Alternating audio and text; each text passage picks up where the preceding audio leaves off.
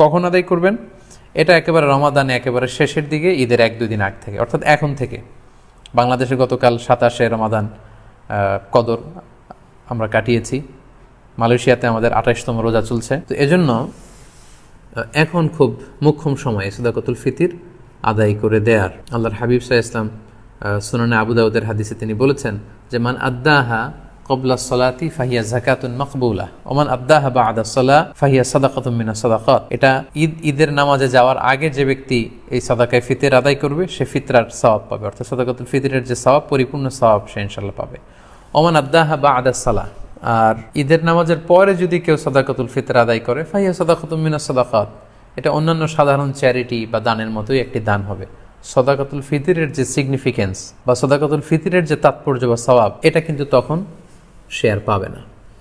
তো এই জন্য সাদাকাতুল ফিতর ঈদ আসার 1-2 দিন আগ থেকে আপনারা দান করা শুরু করতে পারেন, এবং এটা ডেডলাইন হচ্ছে ঈদের সালাত।